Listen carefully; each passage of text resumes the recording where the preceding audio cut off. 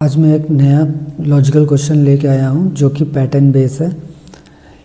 आपको एक पैटर्न दिया हुआ है, ये पैटर्न है।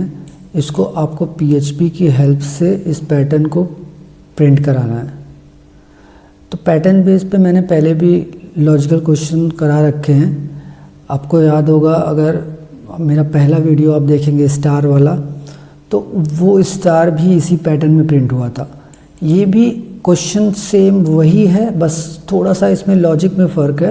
इसमें स्टार के जगह नंबर प्रिंट कराने हैं और नंबर भी ऑड इवन पोजीशन के हिसाब से प्रिंट कराने हैं।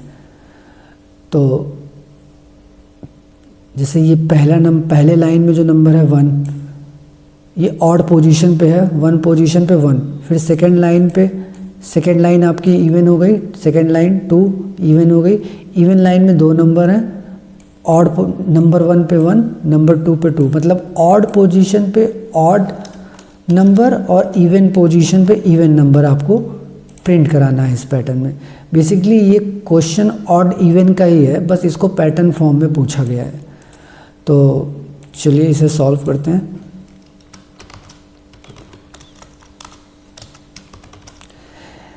देखिए,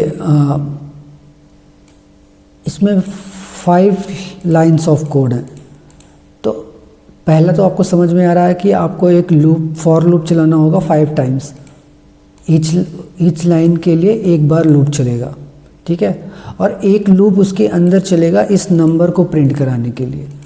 और नंबर भी प्रिंट कराने से पहले हमें चेक कराना पड़ेगा कि इवन ऑड पोजीशन पे हमें 1 प्रिंट कराना है और इवन पोजीशन पे हमको 2 प्रिंट कराना है। तो ये तो हो गई थ्योरी की बातें। अब मैं आपको प्रैक्टिकल करके दिखाता हूँ।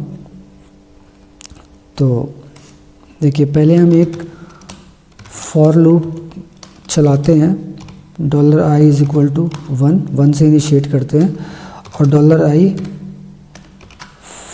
< 5 टाइम्स चलेगा, क्योंकि 5 लाइन ऑफ कोड है।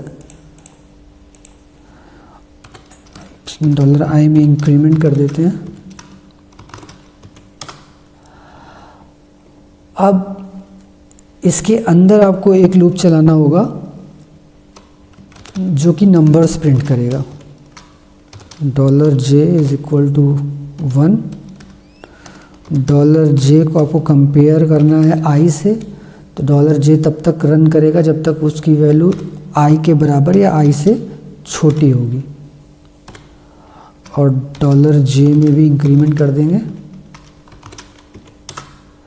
ठीक है। अब यहाँ पे आपको चेक क्या करना है? अब यहाँ पर आपको चेक ये करना है कि अगर ऑड पोजीशन है तो आपको 1 प्रिंट करना है और इवन पोजीशन है तो आपको 2 प्रिंट करना है। तो आपको यहाँ पे एक कंडीशन लगानी पड़ेगी ऑड और इवन चेक करने के लिए। तो इवन चेक करने के लिए आप क्या कंडीशन लगाते हैं? इवन चेक करने का तरीका होता है, अगर कोई भी नंबर 2 से डिविजिबल है और रिमाइंडर उसका 0 आ रहा है, मतलब फुल्ली डिविजिबल है 2 से, तो वो आपका इवन नंबर है। और अगर 2 से डिवाइड करने पर कुछ भी रिमाइंडर में बच रहा है तो वो आपका इवन नंबर नहीं है, इसका मतलब वो आपका ऑड नंबर है। तो यहाँ पे आप चेक कर लीजिए, $j modulus 2 is not equal to 0, then we will print 1, else we will print 2। मैं आपको समझा देता हूँ कि इसमें यहाँ मैंने क्या चेक किया हुआ है। मैंने अगर $j की वैल्यू को हम 2 से डिवाइड करेंगे और उसका रिमाइंडर अगर 0 के बराबर नहीं होगा तो हम 1 प्रिंट करेंगे। और अगर $j की वैल्यू 2 से डिवाइड करने पर फुल्ली डिविजिबल हो जाता है, 0 बचता है, तो हम 2 प्रिंट करेंगे, ठीक है। और इसको रन कराने से पहले हमको एक यहाँ पर आउटर लूप में एक BR भी प्रिंट करना पड़ेगा, जो कि आपको नेक्स्ट लाइन में ले जाएगा। हर बार इनर लूप कंप्लीट होने के बाद नेक्स्ट लाइन में ले जाने के लिए आपको एक BR लगाना पड़ेगा। तो अब इसको आप ब्राउज़र में रन करके एक बार देख लेते हैं। तो ब्राउज़र में रन करने से पहले हमको अपना XAMPP सर्वर ऑन करना पड़ेगा।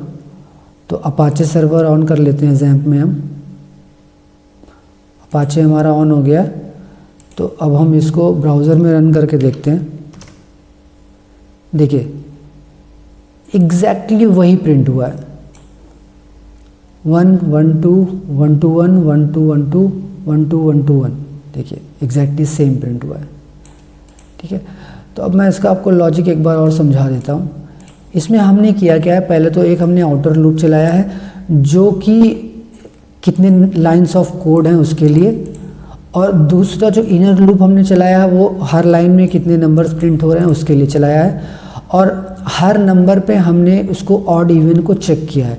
जैसे फर्स्ट टाइम जब i की वैल्यू 1 होगी और j की वैल्यू 1 होगी तो j और i बराबर हैं, ये कंडीशन सेटिस्फाई हो गई। तो यहाँ पर 1 आ गया। 1 को ये 2 से डिवाइड करेगा, 1 से 2 को डिवाइड करेंगे तो आंसर 0 नहीं आएगा, कुछ ना कुछ रिमाइंडर बचेगा, तो वो इस एल्स कंडीशन में चला जाएगा। सॉरी, एल्स में नहीं जाएगा, इसी में रहेगा, क्योंकि हमने नॉट इक्वल टू 0 लगाया है। तो ये चेक करेगा अगर ये डिविजिबल होने के बाद कुछ रिमाइंडर नहीं बच रहा है तो वो एल्स में जाएगा, अगर रिमाइंडर बच रहा है तो वो इसी कंडीशन को फुलफिल कर देगा।